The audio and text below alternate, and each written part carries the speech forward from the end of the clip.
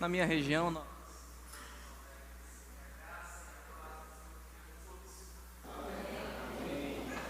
bom poder voltar à igreja, a estar novamente com os irmãos. É sempre para mim uma grande responsabilidade vir a esse púlpito, porque sei da qualidade do pastor de vocês, quanto à pregação, quanto à exposição da palavra. E isso traz para a gente um desafio ainda maior, traz para a gente uma responsabilidade ainda maior de ensinar fielmente a palavra do Senhor para a igreja. É a terceira vez aqui com os irmãos. Alguns certamente ainda não me conhecem, eu acho que alguns não estavam aqui, Vinícius. Isso é bom, é muito bom, porque a gente vê uma igreja crescente. Algumas pessoas que estão aqui hoje como membros não eram quando eu estive aqui no mês de maio. Mês de maio do ano passado, estive com os irmãos em uma chácara, em um momento específico, com famílias, e depois à noite estive aqui ministrando a palavra do Senhor. Estive também no ano de 2018, se não me engano, 18, 19, e agora já no início de 2020, eis-me aqui novamente. Dessa feita com minha família, minha esposa, Camila, que está aqui, e os meus 2 filhos, uma de nome bem diferente, Enery Camille, e o outro é o Herbert Daniel. Vamos abrir a palavra do Senhor? Vamos para a carta que Paulo escreveu a Tito, capítulo de número 2. O texto escolhido para a nossa exposição vai do versículo 11 até o versículo de número 15. Tito, capítulo 2, versículo de número 11 ao versículo de número 15.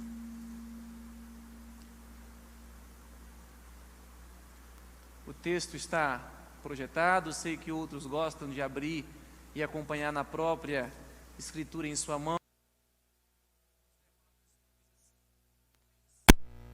11.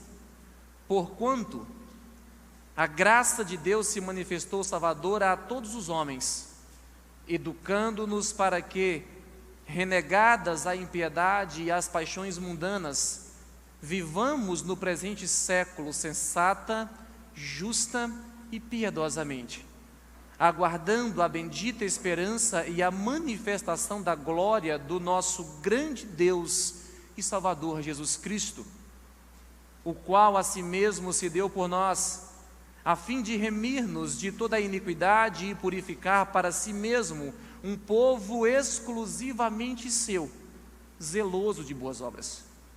Dize estas coisas, exorta e repreende também com toda a autoridade. Ninguém te despreze. Que o Senhor nos abençoe na exposição da sua palavra. Quando falamos em obras missionárias, na minha ótica, talvez um dos maiores desafios que nós temos é vencer aquilo que nós chamamos de barreiras culturais. Quando chegamos em uma região, talvez uma região bem diferente daquela que nós vivemos para fazer missão, nós encontramos um povo com um comportamento, com uma cultura completamente diferente da nossa cultura. Eu penso que esse é um grande desafio que os missionários enfrentam em seu cotidiano. Por exemplo, não faz muito tempo que eu li uma história a respeito de um homem missionário que chegou em uma certa localidade, e ao chegar naquela localidade, um dos costumes daquele povo, por mais absurdo que isso pareça, era o seguinte: quando alguém se hospedava na casa da outra pessoa, era comum aquele que estava recebendo o visitante oferecer a sua própria esposa para passar a noite com o visitante. E se o visitante não a recebesse, aquilo era considerado como uma afronta. Imagina para um homem crente chegar em uma localidade aonde esse costume predomina entre aquele povo. Isso é uma barreira tamanha. Se olharmos um pouco mais para a história do próprio Brasil, aí saindo um pouco do âmbito da missiologia e voltando para a nossa própria história, a gente vai ver que na época do Brasil colônia, aqui existia entre alguns índios o costume de práticas canibais. E uma mulher, quando ela perdia o seu filho, ela simplesmente preparava uma alimentação com o filho, comia o filho, Porque ela dizia assim: o melhor cemitério para o meu filho é o meu próprio corpo. Se a gente olhar em uma ótica sociológica, antropológica, sei lá o quê, a gente vai ver algumas pessoas falando assim: não, isso é somente cultura, isso é somente a cultura de um povo. Mas quanto a nós cristãos, nós olhamos para esses costumes e falamos: sim, isso é uma cultura, mas é uma cultura proveniente da depravação humana. É uma cultura que procede do pecado. Nós não podemos negligenciar o aspecto pecaminoso existente dentro dessas duas histórias que acabo de vos contar, mesmo alguns considerando apenas como algo cultural. A cultura dentro do meu estado, a cultura do povo baiano, é uma cultura altamente cheia de idolatria. É uma cultura que tem as suas regras ditadas pelaquilo que existe dentro do coração, que é o desejo pelo pecado. E Calvino, então, tem razão quando ele fala assim: olha, o coração humano é uma fábrica de ídolos. Você vai ver isso de forma muito mais acentuada na Bahia, porque o coração do povo baiano parece que é uma fábrica de ídolo que trabalha de uma forma muito acelerada. Quando voltamos o olhar para esse texto, vamos encontrar uma ilha que era composta por várias cidades. Era a chamada Ilha de Creta, que era um lugar assim, um lugar contaminado pela cultura pecaminosa. Assim era Creta, era um povo contaminado pela cultura pecaminosa. Para você ter uma ideia, a palavra sincretismo, que nós usamos hoje dentro desse âmbito religioso, surgiu justamente em Creta. Como disse aqui, Creta não era uma cidade em específico, era uma ilha, uma grande ilha, composta por várias cidades. E esse povo, como é comum entre a humanidade, essas várias cidades, elas duelavam entre si, cada uma querendo mostrar o seu maior poder econômico, a sua autonomia, a sua autoridade em relação a outra cidade. E eles não se uniam. Mas por se tratar de uma série de cidades, ali dentro de uma única ilha, quando os povos inimigos iam lutar contra Creta, ali então acontecia o único momento que estas cidades elas se reuniam. E quando elas se reuniam para lutar contra os invasores, eles chamavam esta junção, essa união de sincretenses. Ou seja, era o sincretismo. Por quê? Porque ali ajuntava a religiosidade de todas essas cidadezinhas de Creta. E aí então toda sorte de culto, de filosofia, de religião, de cultura se misturava em um único lugar. Aí surge a palavra sincretismo. Para piorar a situação desta localidade, dessa ilha, esta ilha de Creta, ela ficava ali entre 3 continentes, Europa, Ásia e África, e ela servia como uma espécie de porto de segurança. Quando alguém ia de uma região para outra, os navios eles ancoravam ali, principalmente quando havia mau tempo, e ali eles ficavam seguros e sofriam de certa forma. Então a ilha sofria então influência de povos de continentes diferentes, com as suas várias religiões diferentes. Assim era Creta. Tudo isso fazia daquela localidade um lugar cheio de religiosidade e de cultura pagã, de cultura imoral. A coisa era tão perceptível que não era somente um cristão que olhava para Creta e via em Creta a sua característica pecaminosa. É interessante que mesmo entre os moradores de Creta, e você pode ver isso no capítulo 1, no versículo de número 12, você vai ver que Paulo fala assim: foi mesmo dentre eles, dentre os habitantes de Creta, foi mesmo dentre eles um profeta que disse: cretenses, sempre mentirosos, feras terríveis, ventres preguiçosos. Esse não era o testemunho de um cristão. A característica pecaminosa de Creta não era notada apenas por aquele que é da cultura religiosa cristã. A característica pecaminosa de Creta era observada pelos próprios profetas cretenses, que não eram profetas cristãos. E ele fala: esse povo da minha região é um povo de dura cerviz, são ventres preguiçosos, mentirosos, feras terríveis. E Paulo então, ele conclui esse pensamento no verso 13 falando assim: tal testemunho é exato.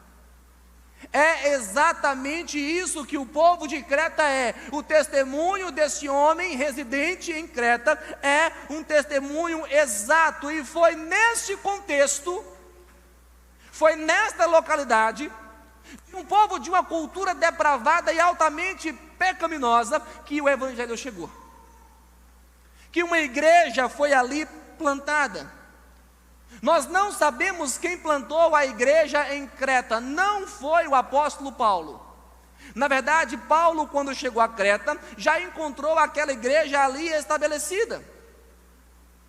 E ele então, passando por Creta, na sua tentativa de fortalecer a igreja, ele chama Tito e fala assim: Tito, eu preciso te deixar aqui, neste lugar. Você vai ficar aqui para pôr em ordem as coisas restantes. Capítulo 1, versículo 5, encontramos Paulo falando exatamente isso.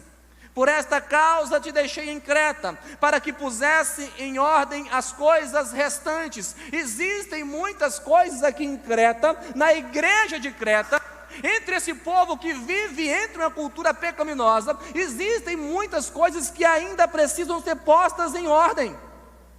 E aí, quando continuamos lendo o texto do capítulo 1, a gente vai ver que Paulo, ele começa a falar para Tito quais eram as coisas que precisariam ser postas em ordem. Primeiro, Paulo fala que a falsa doutrina, o falso ensinamento precisaria ser combatido. Haviam falsos mestres, havia heresia que estava se espalhando dentro da própria igreja. Capítulo 1, verso 10, verso 11 mostra isso claramente. Existia ali então esse povo que ensinava heresias e que corrompia a igreja. E aí então o Tito, pupilo de Paulo, ele não poderia ficar somente na defensiva. Não era somente combater a heresia e os falsos mestres. Paulo fala que ele tinha que ensinar a verdade. Capítulo 2, verso 1. Tu, porém, fala o que convinha à sã doutrina. É assim que nós vamos pôr em ordem as coisas restantes, Tito. Você precisa ensinar a verdade, e a única coisa capaz de colocar uma igreja no rumo correto, a única coisa capaz de colocar em ordem as coisas restantes, não é a habilidade do pregador, não é a capacidade administrativa de um pastor, não é o quanto o conselho é isto ou aquilo, mas é a exposição fiel da palavra de Deus. E aqui eu posso abrir um parêntese e falar daquilo que eu conheço pela aproximação.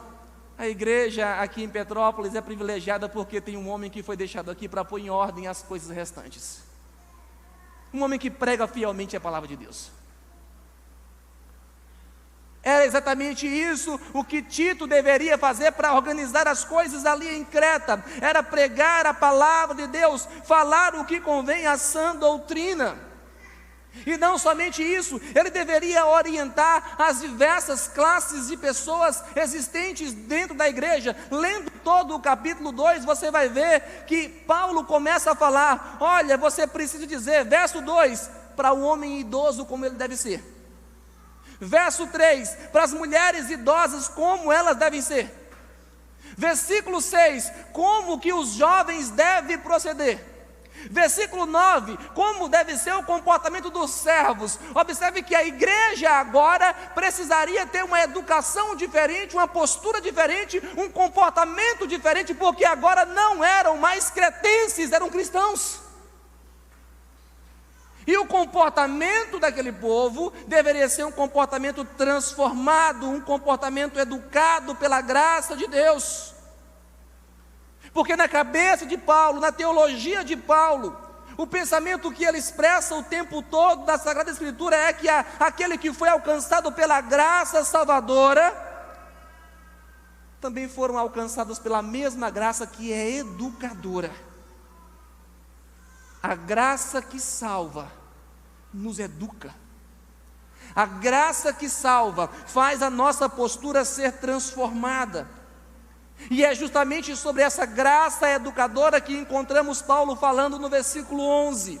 Observem comigo que ele fala assim: porque a graça de Deus se manifestou salvadora a todos os homens.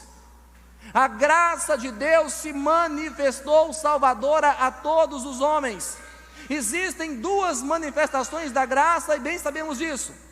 Aqui chamamos graça comum, que se manifesta sobre toda a humanidade, e graça especial, que é aquela graça específica para uma salvação. E o texto fala aqui de salvação, graça salvadora, e essa graça se manifestou salvadora.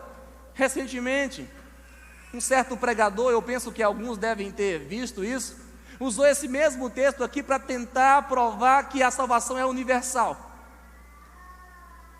E aqui não é isso que Paulo está falando.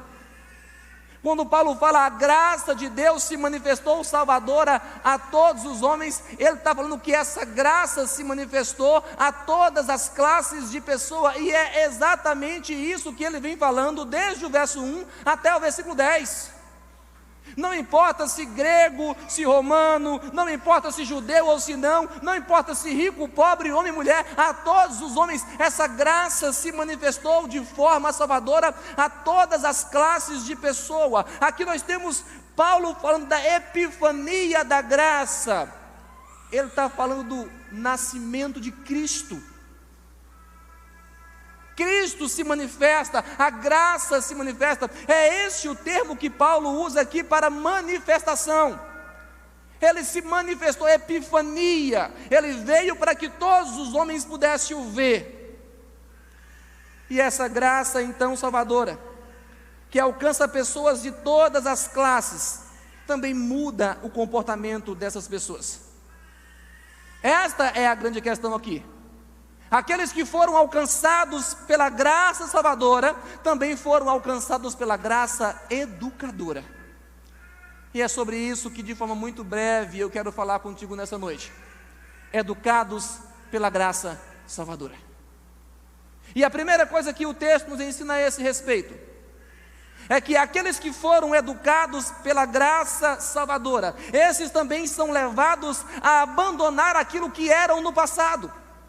Veja que é exatamente isso que Paulo fala no versículo 12: educando-nos para que, renegadas a impiedade e as paixões mundanas, educando-nos para que a gente renegue aquilo que existe em nosso coração, que é a nossa inclinação para o pecado, educando-nos para que possamos abandonar aquilo que a nossa natureza insistentemente não quer abandonar: o pecado. Um outro dia, ouvindo um certo pregador, pastor presbiteriano, ele contou algo bem interessante que eu acho que nos faz pensar sobre o que significa pecado. Ele disse sobre uma pessoa que mastiga um chiclete e de repente, de uma forma até mal educada, né, tira o chiclete e joga no chão. O sol está muito quente, o chiclete começa a derreter. Parece nojento isso, né? Mas você vem e pisa em cima dele. Quem aqui já passou por isso? E aí na hora que você puxa o pé, aquele negócio... Mulher de salto, quando isso acontece, é um terror, né? E aí você anda, aquele negócio colando, você passa o pé no chão e não solta. Não é assim? Não sai, não solta, até que você perde a paciência, tira o sapato ou a sandália, sei lá, passa no chão para ver se aquele negócio solta, porque ele gruda. Assim é o pecado da gente. É colado. É impregnado. E a gente não consegue abandonar a prática do pecado. Nós nunca vamos conseguir deixar para trás aquilo que éramos, se não for pela ação da graça sobre as nossas vidas. Não há universalismo, Porque a graça que salva é a graça que muda a nossa vida, é a graça que santifica a nossa vida. E é por isso que Paulo fala aqui duas coisas.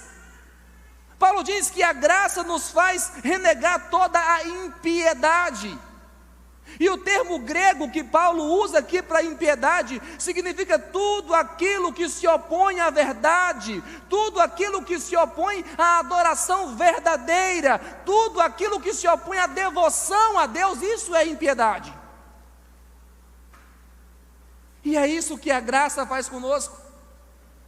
A graça nos salva, mas nos educa a abandonar a impiedade na qual vivíamos outrora, na qual andávamos antes de conhecermos a Cristo e sermos encontrados por Cristo. Isso aqui para o povo cretense é algo muito significativo, pela própria cultura daquele povo, pela própria ação dos falsos mestres. Paulo agora fala: olha, a graça educa vocês a negar tudo aquilo que se opõe à verdadeira adoração e devoção a Deus. A graça educa para isso. A graça nos educa a abandonarmos as paixões mundanas, paixões que são decorrentes de um relacionamento incorreto com Deus, uma vida que desagrada a Deus. Mentir, língua solta, que Paulo em outro texto chama língua do diabolos.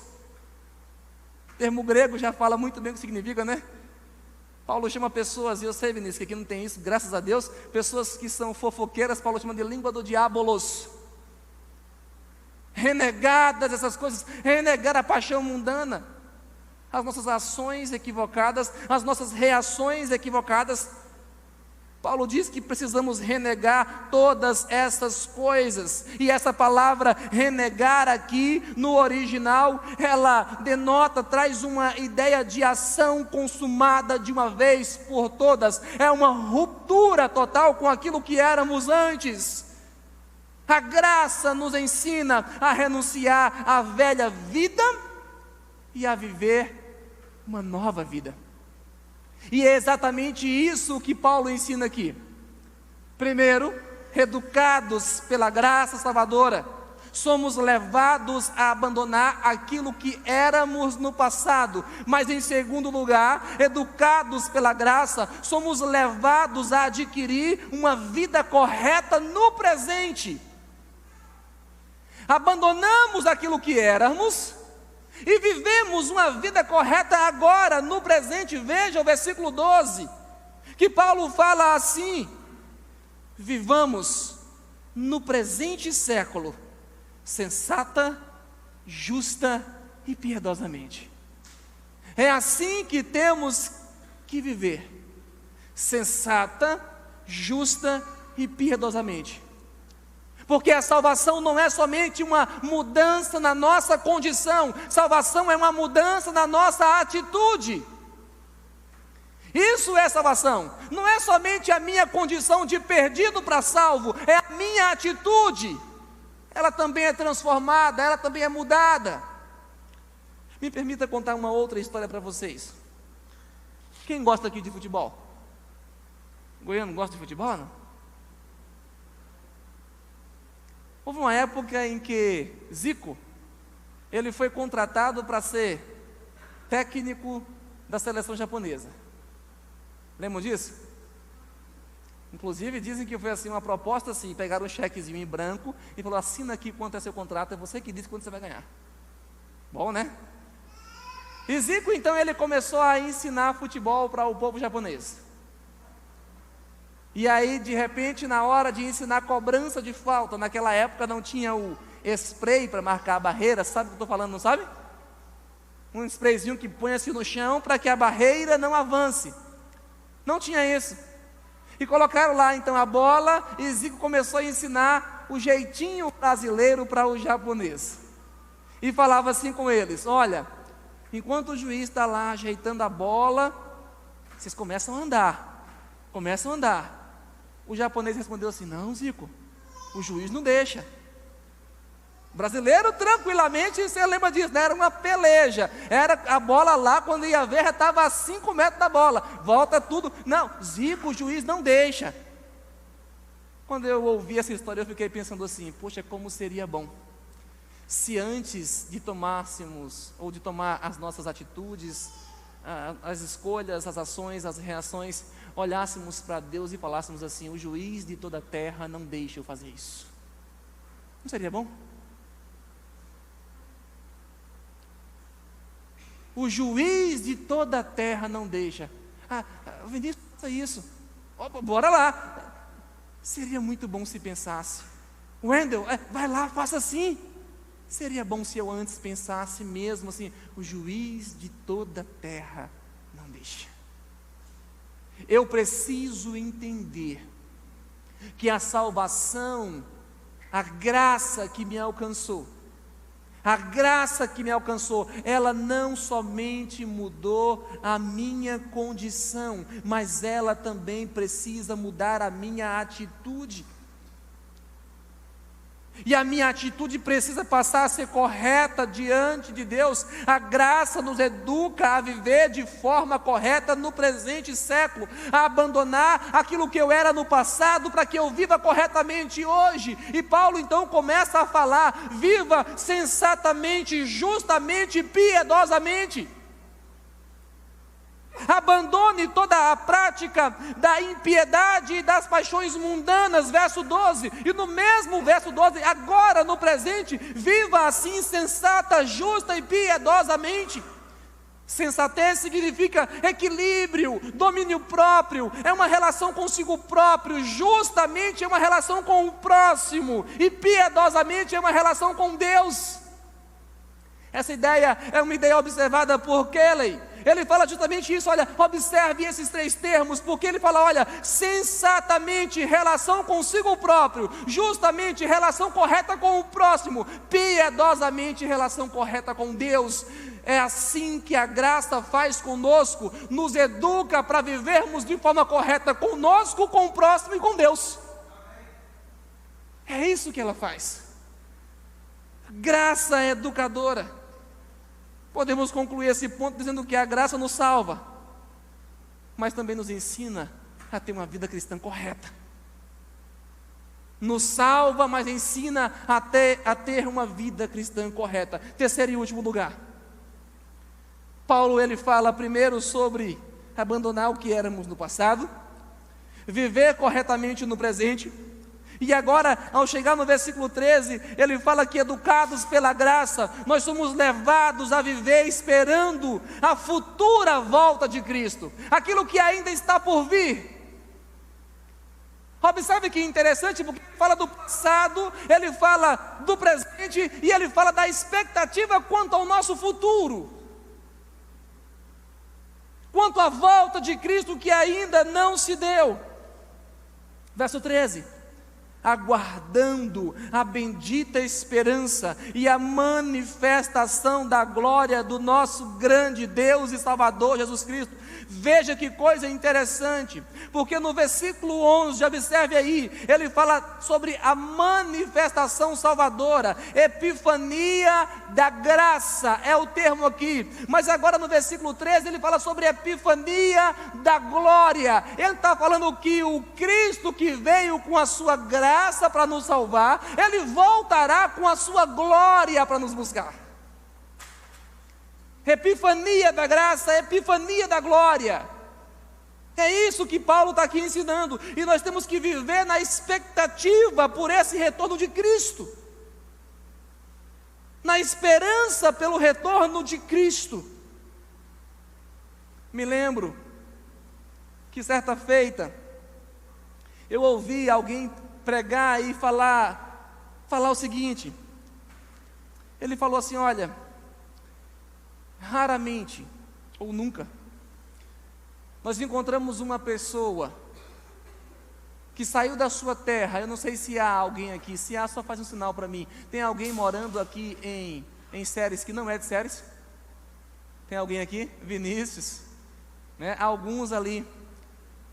Vocês vieram para Séries, uma cidade fantástica, maravilhosa. passeando hoje com o Vinícius aqui, vi a cidade, já conhecia de outras feitas, um povo muito bom, cidade maravilhosa, qualquer um aqui se sente bem e acolhido, mas não tem jeito, às vezes bate uma saudade daquele que é o nosso povo, a nossa terra.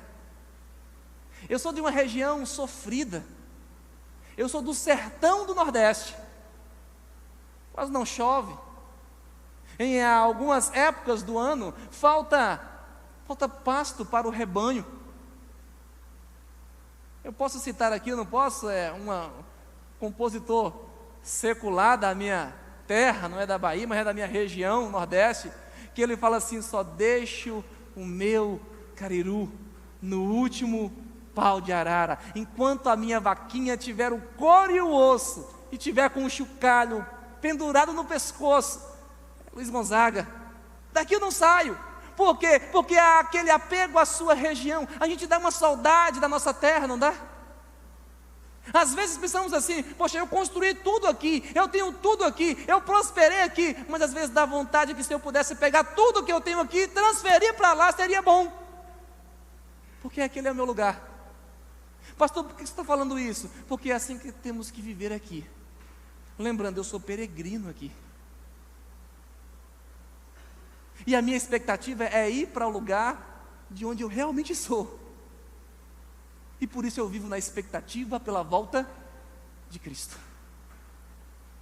Eu vivo na expectativa pela volta do Senhor Jesus, porque eu não sou daqui, porque eu sou peregrino aqui, eu só estou passando um tempo por aqui, mas a minha terra não é esta, o meu lugar não é este. A expectativa existente em nosso coração precisa ser a mesma expectativa que existia no coração de Paulo, e Paulo muitas vezes, ele disse sobre isso, ele falava sobre isso, e por isso ele afirmava: olha, para mim o viver é Cristo e o morrer é lucro. Para mim partir e estar com Cristo é infinitamente melhor.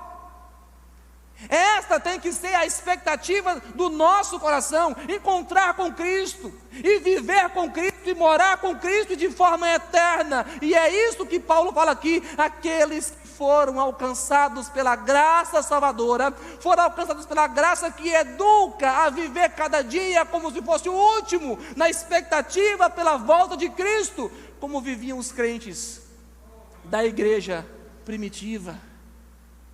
Cada dia como se fosse o último, ansiosos, esperançosos pela volta de Cristo.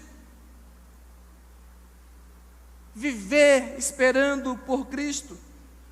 E quem vive dessa forma, verso 14, Paulo fala qual é a postura. Ele fala assim: olha, o qual a si mesmo se deu por nós, a fim de remir-nos de toda a iniquidade e purificar para si mesmo um povo exclusivamente seu. E esse povo é um povo zeloso de boas obras. As boas obras que de antemão o nosso Deus preparou para que andássemos nela. O povo de Creta, os homens idosos, as mulheres, os jovens, os servos, todos precisavam entender esta realidade, que Deus preparou de antemão boas obras para que andássemos nela. A graça nos educa a isso, a sermos um povo zeloso de boas obras. Essas são as três coisas que Paulo nos ensina aqui no texto. Aquele que é alcançado pela graça salvadora é educado por ela, educado a abandonar o que era no passado, educado a adquirir uma nova vida no presente, e educado a viver na expectativa por aquilo que é futuro. Olhando então para esse texto, eu quero já concluir, e eu concluo reafirmando aquilo que falei aqui o tempo inteiro: a mesma graça que nos salva, nos educa a viver de forma correta. Nunca pense dessa forma assim: eu fui alcançado pela graça, eu posso viver de qualquer forma. Foi lido aqui um texto inicialmente, não foi? Pela graça sois salvos mediante a fé, e isso não vem de vós, então eu posso fazer qualquer coisa porque a graça me salva. Não pense assim. A graça não é universal. Aquele que foi alcançado pela graça, Paulo também ensina que vive de forma correta. que vai se despir do velho homem e se vestir com um novo homem. E aí então Paulo, ele completa o seu raciocínio aqui nesse texto, no versículo 15, voltando para aquilo que ele tinha dito para Tito lá no início. Tito, eu te deixei em Creta para quê? Para pôr em ordem as coisas restantes. Agora ele fala aqui, verso 15: dize estas coisas, exorta e repreende com toda a autoridade, trazendo para a vida do conselho, do pastor dessa igreja. Dize essas coisas, meu irmão, e eu sei que você diz. Dize essas coisas, exorta esse povo, repreende esse povo, faça isso com toda a autoridade. E quanto à igreja, o que podemos fazer? Que ninguém despreze a palavra anunciada. Está aí, verso 15, que ninguém te despreze. Não despreze a palavra anunciada. Não despreze as exortações que muitas vezes são feitas até mesmo de forma dura. Não despreze a autoridade da palavra, não despreze, porque Deus requer que o seu povo viva de forma sensata, justa e piedosa. E somente a palavra pode nos levar a viver dessa forma. Que o Senhor te abençoe em Cristo Jesus. Você pode fechar seus olhos? Vamos orar ao Senhor mais uma vez. Muito obrigado, Senhor. Obrigado porque a palavra é poderosa. Somos frágeis, somos limitados, somos pecadores, mas a graça do Senhor que nos salvou, essa graça também nos educa. A tua própria palavra nos diz que toda a Escritura, ela é útil para nos ensinar, para nos corrigir, para nos educar na justiça, para nos tornar perfeitos e perfeitamente habilitados para toda boa obra. E a tua palavra só pode ser compreendida e aplicável às nossas vidas se for pela ação do teu Santo Espírito, que graciosamente trabalha em nossos corações. Abençoe esta igreja, esses que fazem parte do teu povo, para que possam, ó Deus, todos eles abandonarem aquilo que eram no passado, e cremos que assim já fizeram, viver uma nova vida no presente de forma sensata, justa e piedosa, e que vivamos todos nós na expectativa da epifania da glória, o retorno de Cristo que ansiosamente esperamos. Aplique a tua palavra aos nossos corações, para o nosso bem e para a tua glória, em Cristo Jesus. Amém. Deus abençoe a todos.